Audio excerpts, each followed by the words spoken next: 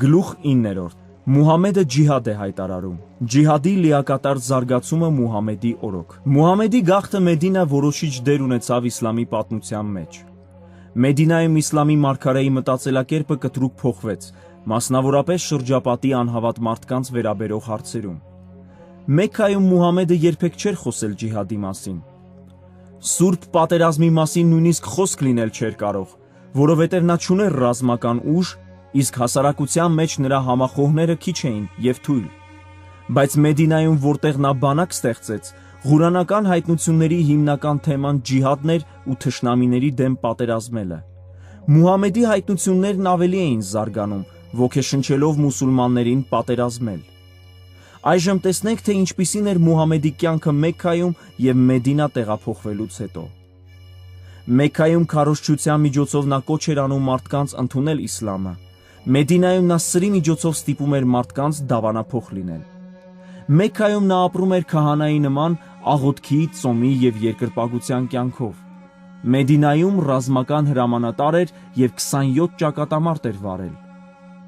Մեքքայում 12 տարի ապրել էր մեկ կնոջ՝ Խադիջայի հետ։ Մեդինայում 10 տարվա ընթացքում ամուսնացել է ևս 12 կանանց հետ։ Մեքքայում պայքարում էր կռապաշտության դեմ։ Մեդինայում պատերազմում էր գրքի մարդկանց, հրեաների և քրիստոնյաների դեմ։ Մուհամեդի գաղթը Մեդինա իսլամը վերածեց քաղաքական շարժման։ Դոկտոր Օմար Ֆարուքը իր «Արաբները և իսլամը» գրքում գրում է. Իսլամի մարգարեի գաղթը Մեդինա պատմական իրադարձություն էր իսլամի համար։ Այն էապես փոխեց իսլամը, կրոնական և հոգևոր հայտնությունից վերածելով քաղաքական ծրագրի։ Այժմ կներկայացնեմ, թե ինչպիսի զարգացում ունեցավ ջիհադը Մուհամեդի օրոք։ Հիշեք, որ 22 տարի Մուհամեդը ղուրանական խոսքեր էր ստանում Գաբրիել հրեշտակից։ Ջիհադի փիլիսոփայությունը, ինչպես և Մուհամեդի քաղաքական դիրքը զարգացան աստիճանաբար։ Որքան շատ էր ամրանում Մուհամեդի դիրքը հասարակության մեջ, այնքան ծավալուն էին դառնում ջիհադի մասին հայտնությունները։ Խնդիրներ Մեքքայում։ Հավանաբար կհարցնեք, ինչու Մուհամեդը հեռացավ Մեքքայից։ 10-ից 12 տարի ապրելով Մեքքայում առանց սպանելու կամ հարկեր պահանջելու, Մուհամեդը համոզում էր մարդկանց հետևել իսլամին։ Նրա ուղերձներն ապաշխարության, համբերության և ներման մասին էին։ Սակայն Մուհամեդի փոխհարաբերություններն իր ցեղի առաջնորդների միջև լարված էին։ Իսկ իր ցեղը Կուրայշն էր, Ղորեյշը, որը տարածաշրջանի ամենամեծ ցեղն էր։ Շատերը մերժելով կռապաշտությունը հետևում էին իսլամին, ինչը դուր չէր գալիս ցեղային առաջնորդներին։ Սկզբնական շրջանում նրանք փորձեցին պայմանագիր կնքել Մուհամեդի հետ։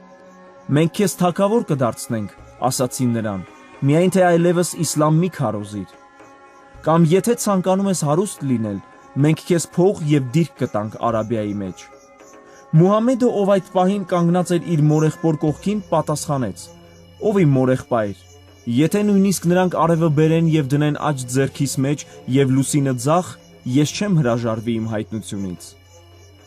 Մուհամեդի և ցեղային առաջնորդների Քրիստոսից հետո 620-ից 622 թվականների բանակցությունները ոչ մի արդյունք չտվեցին։ Կուրայշ ցեղը մշտապես հալածում էր Մուհամեդին։ Երբ նա աղոթում էր, նրանք ցեխ էին նետում և թքում էին նրա վրա, նույնիսկ մի քանի անգամ փորձել էին նրան սպանել։ Մի անգամ նրանք ընթրիքի հրավիրեցին Մուհամեդին և թույն լցրին Գառան մսի մեջ։ Այն, որ Մուհամեդը հանդիպում էր նմանօրինակ խնդիրների, վկայում է Ղուրանը։ Եվ հիշիր, երբ անհավատները դավ էին նյութում քո դեմ, ով Մուհամեդ, որպեսզի բանտարկեին կամ սպանեին քեզ կամ դուրս անեին քո տնից, այսինքն Մաքքայից կամ Մեքքայից։ Նրանք դավ էին նյութում, և Ալլահը նույնպես դավ է նյութում, իսկ Ալլահը դավ նյութողներից լավագույնն է։ Սուրահ 8:30, հեղինակավոր Ղուրանից։ Այնուամենայնիվ Մուհամեդը Մեքքայից առանց ծրագրի չհեռացավ։ Նա գիտեր, թե ինչ էր անելու հեռանալուց հետո։ Ջիհադի առաջին հայտնությունը՝ հատուցիր նրանց, ովքեր վատ են վարվել քեզ հետ։ Մուհամեդն առաջին տարում Մեդինայում ռազմական ուժ հավաքեց։ Նրա նպատակն էր վրեժ լուծել Կուրայշ ցեղից։ Պետք չէ զարմանալ, Մուհամեդը դեռևս արաբական մտածելակերպի ազդեցության տակ էր։ Եթե դու մի վատ բան անես ինձ, ես քեզ երկուսը կանեմ։ Կուրայշ ցեղի հարստության աղբյուրն առևտուրն էր։ Տարին մեկ անգամ նրանք ուղևորվում էին Եմեն եւ Սիրիա։ Քարավանով իրեր էին տեղափոխում այնտեղ վաճառելու եւ տուն էին վերադառնում մեծ գումարով ու թանկարժեք իրերով։ Մուհամեդը որոշել էր հարձակվել Մեքքա վերադարձող այդ քարավանի վրա։ Նա իր բանակով դարանակալեց Բադրի դաշտավայրում։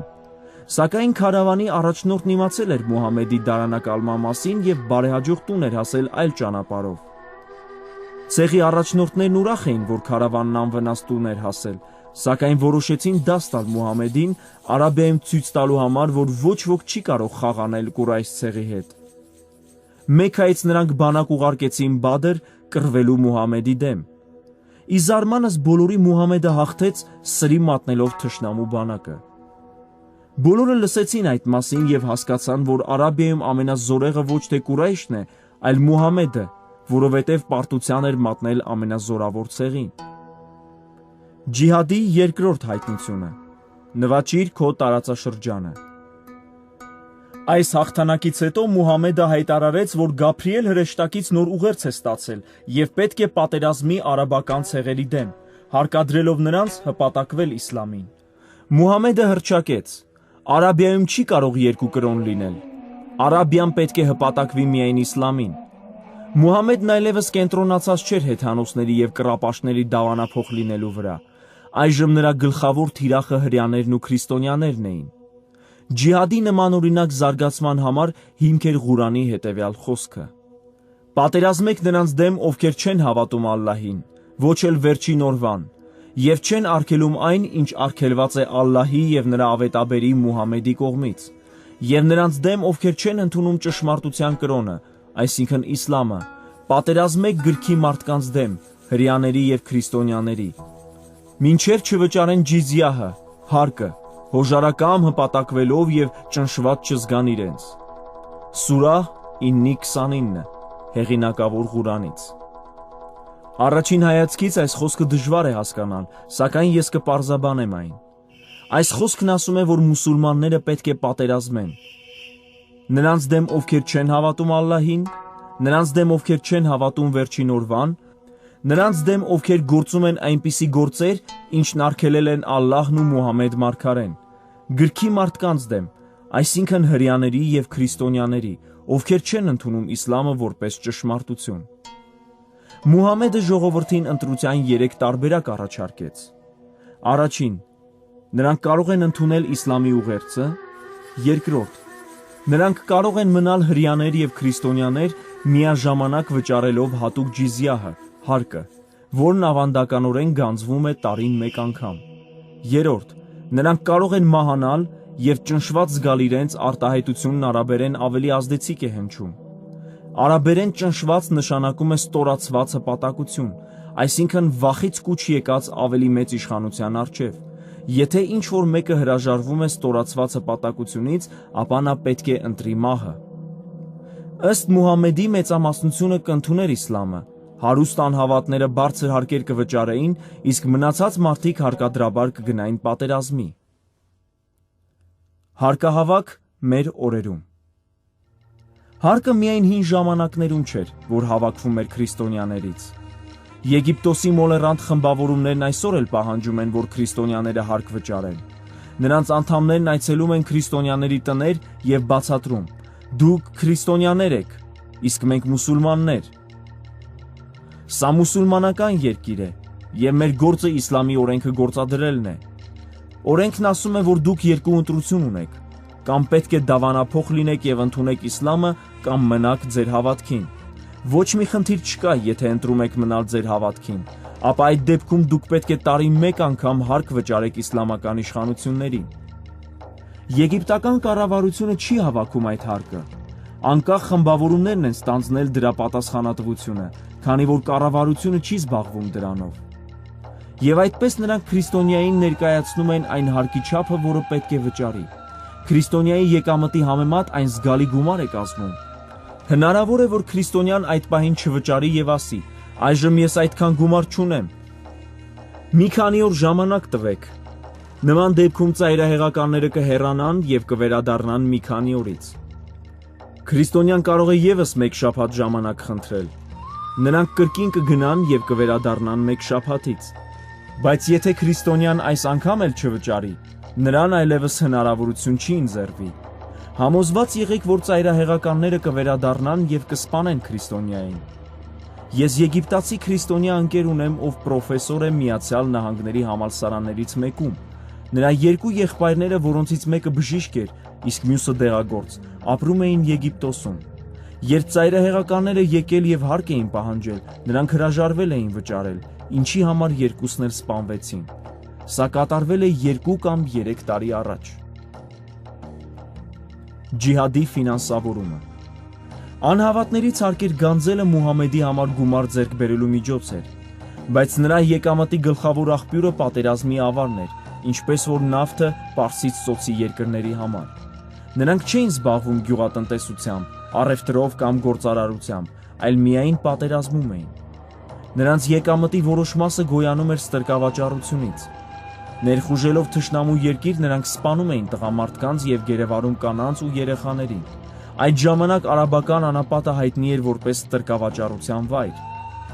Մուհամեդը կողոպուտի վերաբերյալ ասում էր. ամբողջ եկամուտը, որ գալիս է ձիերի, սմբակների եւ թրի ու սրի միջոցով, պարգև է Ալլահից։ Ալլահը մատակարարում է նրանց, ովքեր պատերազմում են, բայց եթե նրանք վերադառնան իրենց հին առևտրին, պարզապես սովորական ձևով կվաստակեն իրենց ապրուստը։ Մուհամեդը համաձայնության էր եկել իր բանակի հետ, որ պատերազմի ավարի 20%-ն իրենն է, իսկ մնացած 80%-ը բանակը պետք է բաժանի զինվորների միջև։ Սա լավ է հնչում, եթե հաշվի չառնենք այն փաստը, որ նրա բանակի թիվը հասնում էր 10,000-ի։ Այնպես որ յուրաքանչյուր զինվորին հասնում էր ավարի 0,8%-ը, մինչդեռ Մուհամեդին 20%-ը։ Մուհամեդի բանակը խռովություն բարձրացրեց, բողոքելով, որ ավարից ստացված իրենց բաժինը չնչին է։ Ստեղծված իրավիճակն անվերահսկելի կլիներ, եթե Մուհամեդը նոր հայտնություն չստանար։ Եվ իմացիր, որ ամբողջ այն կողոպուտից, որ դու կարող ես ձեռք բերել պատերազմի դաշտում, 5-րդ մասը հատկացված է Ալլահին եւ ավետաբերին, եւ նրա մտերիմ հարազատներին, որբերին եւ կարիքավորներին եւ ճանապարհորդներին։ Սուրահ 8:41 Ալիի թարգմանությունից։ 8-րդ սուրահը Ղուրանում կոչվում է պատերազմի ավար։ Այնտեղ նշված է Բադրի ճակատամարտի մասին։ Եթե ցանկանում եք լավ պատկերացնել Մուհամեդի ռազմական մտածելակերպը, լսեք այս գլուխը։ Ուհուդի գրավումը։ Սա երկրորդ ճակատամարտն էր, որտեղ Մուհամեդը եւ նորադարձ մուսուլմանները կռվեցին իսլամը մերժող արաբների դեմ։ Մարտից հետո ռազմական առաջնորդների եւ Մուհամեդի անձնական պահակախմբի միջև խոշոր բախում տեղի ունեցավ։ Անհամաձայնությունը ծագեց թշնամու ավարը կիսելու ժամանակ։ Ռազմական առաջնորդները Մուհամեդի անձնական պահակախմբից իրենց բաժին ավարն էին պահանջում։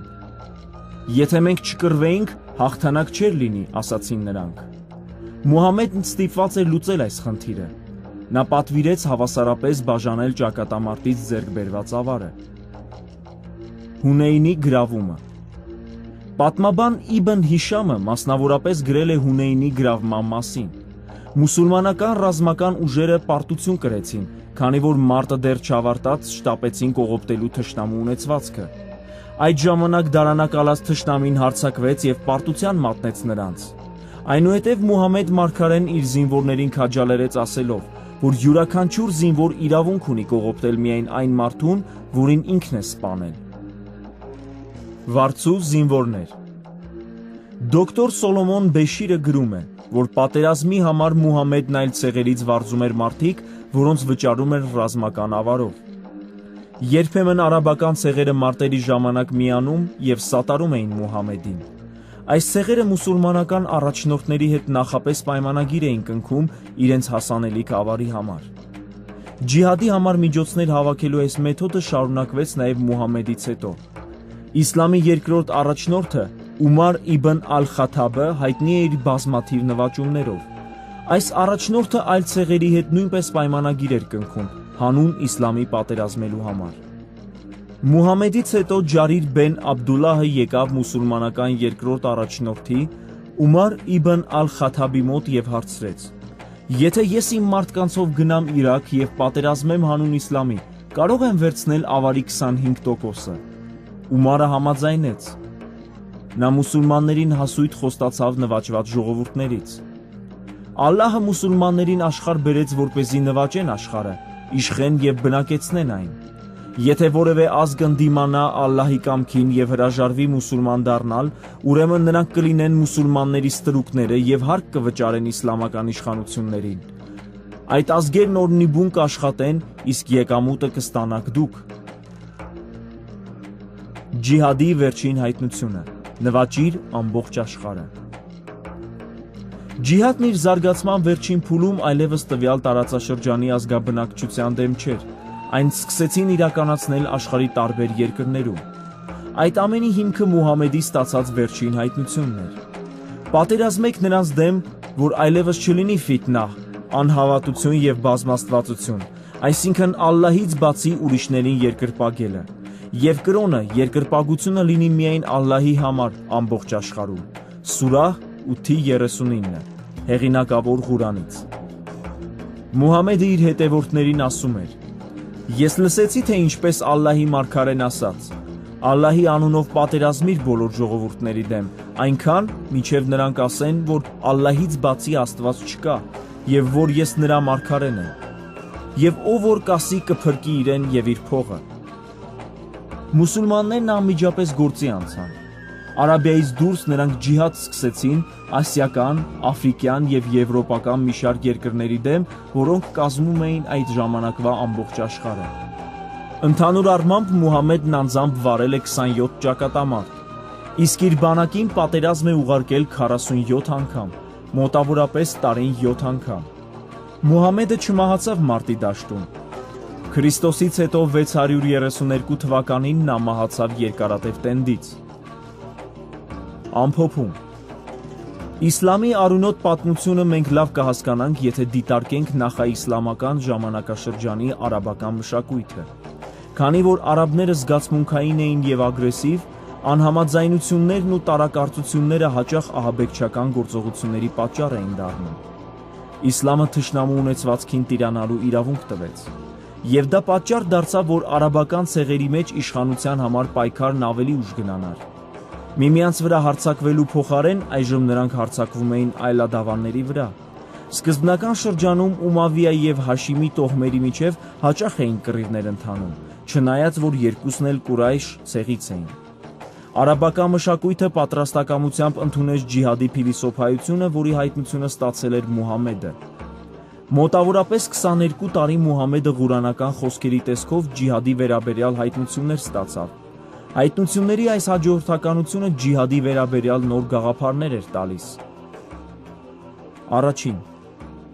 պատերազմել նրանց դեմ, ովքեր հալածել են քեզ Մեդինայում։ Երկրորդ. նվաճել այն ժողովուրդներին, որոնք մերժում են իսլամը քո տարածաշրջանում, արաբական անապատում։ Երրորդ. նվաճել ամբողջ աշխարհն իսլամի համար։ Ղուրանում ոչ մի հայտնություն չի հակասում ջիհադի վերջին պատվիրանին, այսօր եւս այն իսլամի գերագույն նպատակն է։